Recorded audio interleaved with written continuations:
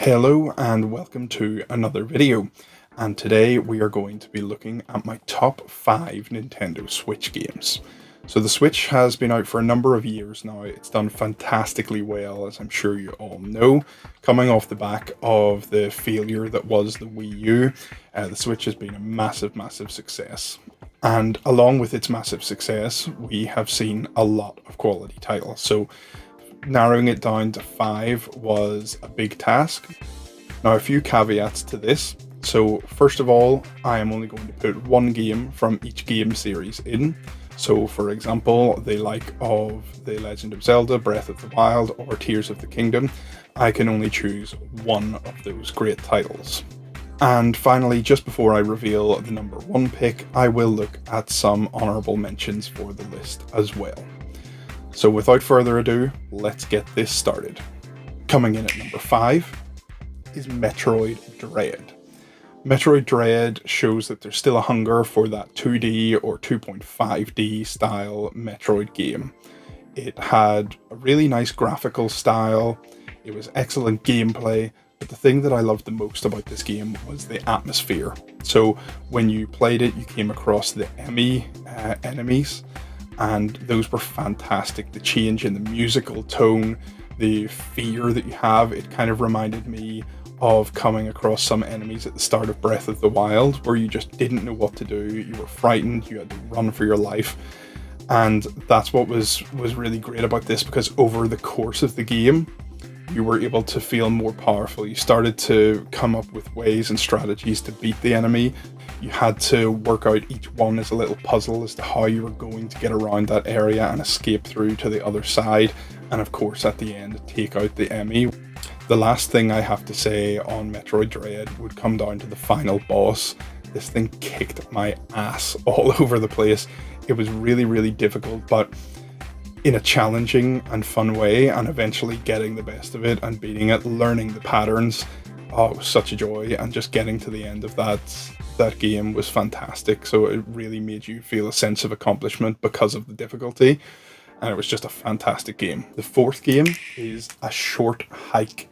Why do I love this game so much to make it my 4th favourite game on the Nintendo Switch? It's a fantastic experience, an adventure story where you play this little bird character trying to make it to the top of a mountain to, well, I won't spoil it. It has the art style and aesthetic of an old Nintendo DS game, but the gameplay is really fun, it's whimsical, there's a lot of charm and character to it. And the great thing about this is, as well, it's a game that you can probably knock out inside one day. It's very short, but that doesn't necessarily mean it's a bad game. This one's excellent. I would urge anyone out there to try this out. Coming in at game number 3 for my top 5 is Splatoon 3. Splatoon has been one of my favourite series since the original came out on the Wii U. The second game was much more the same, but the third game, I think, has finally progressed on a substantial level from that second and first entry. I think it's one of the best multiplayer games. In fact, I think it is the best multiplayer game on the Nintendo Switch. And of course, this game isn't just the multiplayer. You have the full single player. I've beaten the full single player on this. Single player on Splatoon games is quite a bit of more like a proof of concept for the ideas and the mechanics. Probably something you can complete and then jump into the multiplayer afterwards. And you have different online modes as well. You have your salmon run, you have your traditional turf wars, you have ranked battles, and there's different modes within the ranked battles as well. Another addition for part 3 was the card game within the universe. Not something that I enjoyed too much, but it is in there. But one thing I did enjoy that they changed or added to this game was a lot more customization. So you're able to go in and customize your locker, make it look how you want, give it that style, give it that freshness that Splatoon is known for. This is one of the best games on the Nintendo Switch, hands down. If you're into online multiplayers, if you're into shooters, this is Nintendo's crazy spin on that. Get yourself a Pro Controller, get yourself Splatoon 3, and you're good to go. Game number 2 is Super Mario Odyssey. Super Mario Odyssey is one of the best 3D Mario games that you can get. I think going back further into the 3D Mario catalog, you start to see a bit of, not jank, but they're starting to feel their age. So you've got Mario 64, Mario Sunshine. They're all starting to feel a bit old. I think the series probably peaked previously with Mario Galaxy 2, and Odyssey, I think, is on that same level, that same peak and pedestal that game is put on. Obviously, we have the Cappy mechanic that came into this one, and it just added something a bit more unique. I loved it for traversal, so you could throw the Cappy hat out ahead of you, jump onto it, get yourself further across different canyons and things like that. So I love that aspect of it. The capture mechanic I thought was done well, but it wasn't the best kind of Mario gimmick there's ever been, but it was really neat to see Mario running around as a T-Rex or something like that. My favourite level in this game, hands down, has to be New Donk City. Before the game came out, I think it was quite divisive, New Donk City, and seeing Mario interact with human characters, it was giving me kind of Sonic Adventure vibes. I was starting to get panicked and worry, but I had nothing to worry about. Nintendo pulled this off, and the final kind of level in that New Donk City part is just a love letter to the entire Mario series, and it was just beautiful. And I think with that alone, it puts this game in a very high and special place for me, and I would urge anyone out there to check this one out.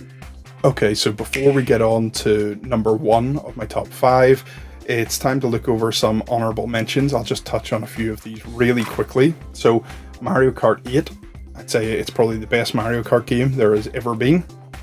Luigi's Mansion 3, a beautiful looking game, probably one of the best looking games on the Nintendo Switch, and it's excellent that they kept the Luigi's Mansion series going. Astral Chain, really unique and fun game and exclusive to the Switch. One of my favourite games from early on is ARMS. ARMS, I thought, was a really cool premise, really fun game.